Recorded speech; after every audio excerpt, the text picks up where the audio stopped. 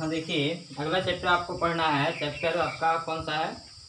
Chapter 5 समांतर श्रेणी। क्या पढ़ना है आपको? समांतर श्रेणी।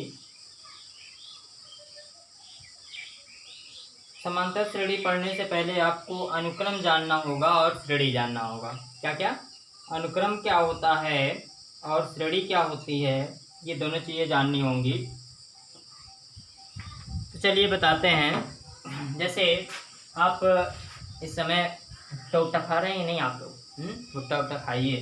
सीजनल चीज़ों का सेवन हमें करना चाहिए, ठीक है। और कोई भी काम करते समय अगर हम ध्यान से देखें तो हर चीज़ हमें ज्ञान देती है, हर चीज़ हमें एक शिक्षा देती है।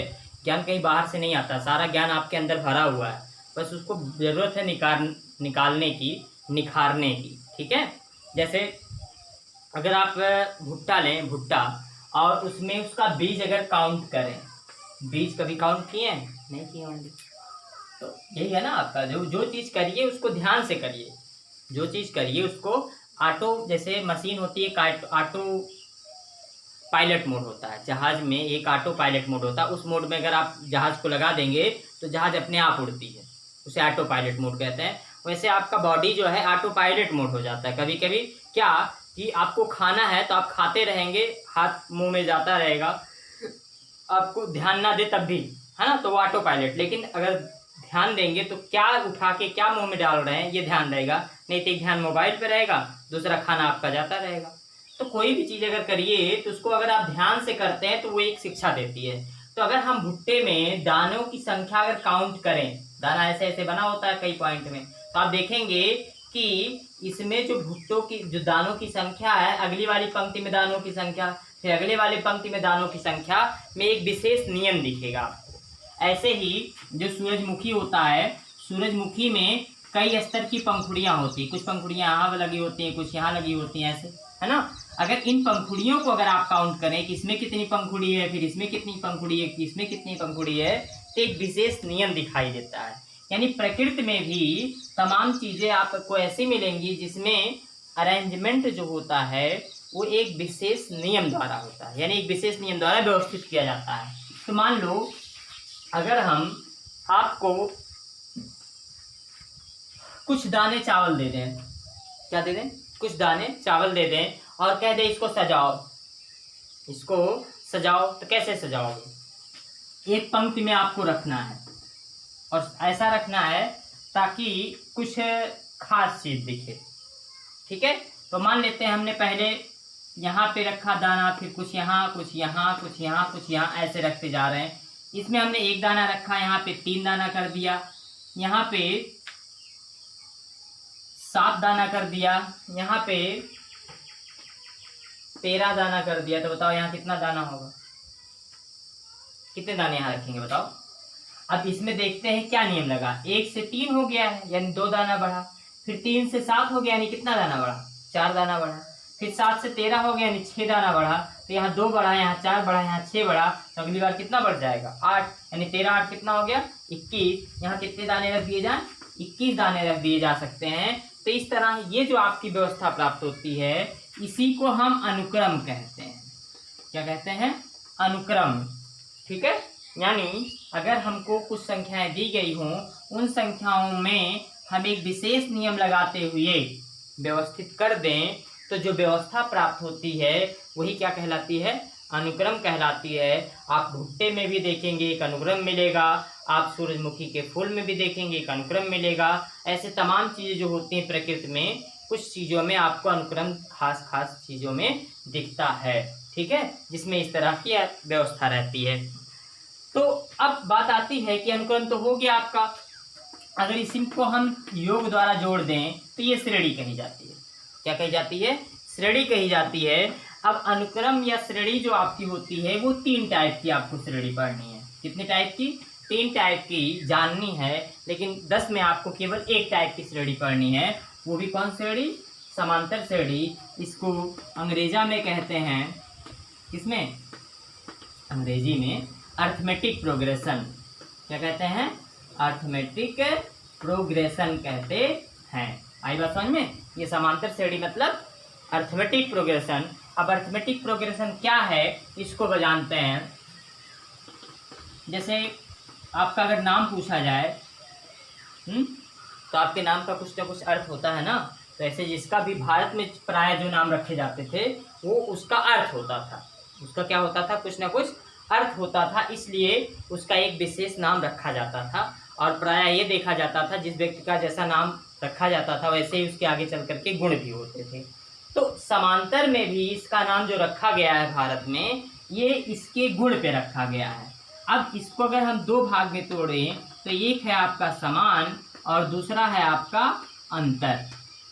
ठीक है, यानी अगर कोई भी अनुक्रम, जैसे पिछला अनुक्रम क्या था, पिछले अनुक्रम में आपने देखा कि कितना कितना जोड़ा गया था, 2 जोड़ा गया था, फिर 4 जोड़ा गया था, फिर 6 जोड़ा गया था, है। इसी तरह मान लो अगर 5 मिल जाए, 7 मिल जाए, 9 मिल जाए, 11 मिल जाए, डट डट ऐसे मिल जाए। अब इसके बीच अगर अंतर हम पूछें, 5 और 7 के बीच कितना अंतर है, अब बताएंगे। 2 का। 7 और 9 के बीच कितना अंतर है, 2 का। 9 और 11 के बीच कितना अंतर है, 2 का। ये अंतर आप देख सकते हैं, ये अंतर क्या है, समान है। तो इस प्रकार के अनुक्रम को हम समांतर श्रेणी या समांतर अनुक्रम कहते हैं। ठीक है, तो ऐसी श्रेणी जिसके क्रमागत पदों के बीच का अंतर समान हो, जरूरी नहीं योग ही किया गया हो, ऐसे भी लिखा है 9 7 5 3 1 फिर -1, बताइए कितना घटा, 2, कितना घटा 2 2। अब कितना अंतर आ गया आपका, -2, लेकिन समान है कि नहीं है, इसलिए कौन श्रेणी है, ये समांतर श्रेणी है। समझ आई बात ना। तो इस तरह आप जान सकते हैं कि कोई भी श्रेणी समांतर श्रेणी होती है कि नहीं होती है।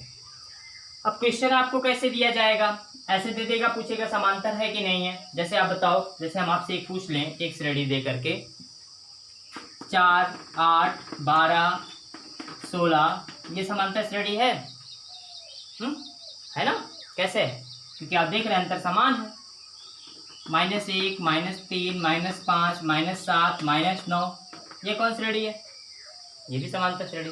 अंतर कितना बता सकते हैं, देखिए अंतर जब भी निकालते हैं, अंतर को हम डी से प्रदर्शित करते हैं, ये होता है T2 - T1, यानी दूसरे पद में से पहले पद को घटाने पर मिलता है।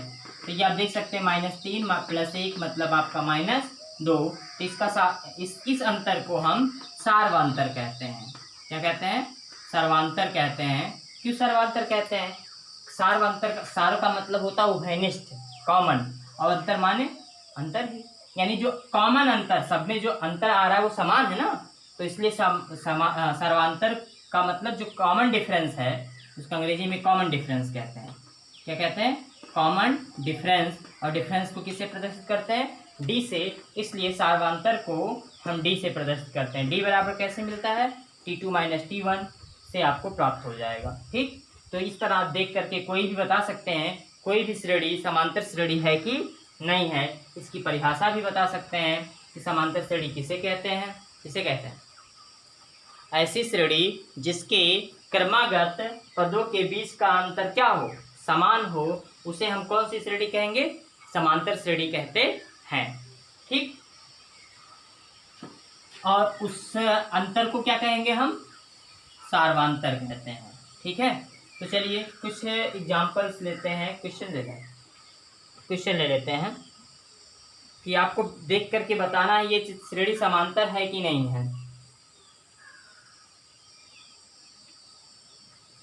एक्सरसाइज करें, चलिए एक्सरसाइज करते हैं। एक्सरसाइज 5.1, एक्सरसाइज 5.1 आपको करना है। पहले का पहला क्वेश्चन देते चलेंगे हम आपको, बाकी आपको करना है। कह रहे हैं प्रत्येक किलोमीटर के बाद टैक्सी का किराया, जबकि प्रथम किलोमीटर के लिए किराया 15 रुपया है और अतिरिक्त किलोमीटर की किराया 8 रुपया है। यानी अगर एक पहले किलोमीटर चलेंगे तो आपको 15 रुपया देना पड़ेगा, उसके बाद जितना जाएंगे उतना 8 रुपया देना पड़ेगा। तो प्रथम किलोमीटर का किराया कितना हो जाएगा बताओ, किराया बराबर 15 रुपया।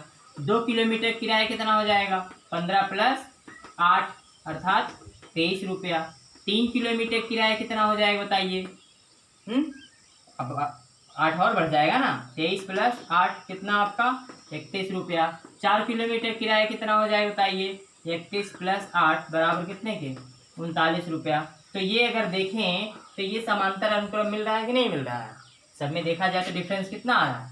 8 का आ रहा है। ये समांतर श्रेणी है कि नहीं है? क्लियर है। आगे कह रहे हैं दूसरा क्वेश्चन, मिटा देना। दूसरे प्रश्न में कहा गया है कि किसी बेलन में हवा है, बेलनाकार गुब्बारा है, गुब्बारा खरीद कर आए हैं, इससे मेला वाला ही नहीं गए आप लोग हैं लॉकडाउन में। कह रहे हैं कि किसी बेलन में उपस्थित हवा की मात्रा, किसकी मात्रा? हवा की मात्रा वायु निकलने वाला पंप प्रत्येक बार बेलन की शेष हवा का 1/4 निकाल देता है। जितना है उसका 1/4 निकाल दे रहा है। ठीक है, तो मान लेते हैं प्रारंभ में कितने हवा थी? हवा 100 मान लें, 100 घनमीटर थी। कितने घनमीटर थी? 100। ठीक है, अब दूसरी बार कितनी हवा हो जाएगी? निकालने के बाद, एक बार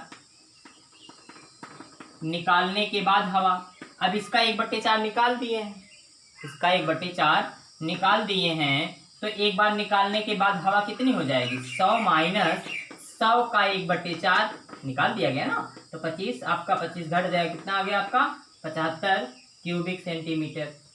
ठीक, फिर दूसरी बार निकालने पर, अब की बार 75 में से 75 का 1/4 निकाला जा रहा है, जो आएगा आप यहाँ देखेंगे, इसका डिफरेंस निकालेंगे, इसका तो 25 अंतर आ रहा है, लेकिन इसका 25 अंतर नहीं आएगा, इसलिए ये अनुक्रम, प्राप्त अनुक्रम कौन सा अनुक्रम नहीं है? समांतर अनुक्रम नहीं है। आई बात समझ में? तो ऐसे ही आपको करना है, पहले प्रश्नावली में आपको यही करना है। दूसरा क्वेश्चन देख लेते हैं, पहले का आपको सारा कर देना है ऐसे ही। चक्री ब्याज निकालना जानते हैं आप ना? नहीं आएगा बताइएगा, करिएगा इसको, हमने 2 सवाल बताया जो आपको अपने मन से करना। दूसरा क्वेश्चन क्या कह रहा है, दूसरे का पहला बता देते हैं। कह रहा है कि प्रथम 4 पद ज्ञात कीजिए, जबकि प्रथम पद ए और सार्वंतर डी है। ए बराबर 10 दिया है पहला क्वेश्चन, और डी बराबर 10 दिया है, और आपसे पूछा क्या गया है कि 4 पद निकालना है। क्या पद निकालना है? 4 पद। तो आप जानते हैं कि जो दूसरा पद मिलता है वो पहले पद में डी जोड़ने पर मिलता है। जैसे देखा जाए 3, 5, 7, 9, तो 5 कैसे आया? 3 में क्या जोड़ा गया? 2। 7 कैसे आया? 2 जोड़ने पर। 9 कैसे आया? पिछले वाले में 2 जोड़ने पर। यानी पिछले वाले में हम 2 जोड़ते हैं, 2 क्या है? डी है। यानी डी अगर जोड़ दें तो दूसरा पद हमको मिल जाता है, दूसरे में डी जोड़ दें तो तीसरा मिल जाएगा, तीसरे में डी जोड़ दें तो चौथा मिल जाएगा। इस तरह आपका मिलता रहता है। तो बताइए, अब पहला पद आपको ए दिया गया है 10, और डी का मान भी कितना है? 10, तो 10 10 कितना हो गया? 20। T2 कितना है बताइए? T3 अगर निकालना है तो T2 में हम डी जोड़ देंगे, यानी 20 में 10 जोड़ देंगे तो कितना आ गया आपका? 30 आ गया। T3 कितना है बताइए? T4, T3 में डी जोड़ देंगे, है ना? T3 में डी जोड़ेंगे, कितना आएगा आपका? 30 धन 10 अर्थात 40। तो इस तरह आपको ये सारी चीजें मिलती जाती हैं और सारे पद आप निकाल सकते हैं, निकाल ले जाएंगे। आगे आपको चौथे में चेक करना है कि कौन समांतर श्रेणी में है, कौन नहीं है। अगर है तो प्रथम पद और सार्वंतर बताना है। ठीक है, जैसे याद आएगा ना आपको? समझ पाए कि नहीं आएगा तो रिपीट करके देखिएगा।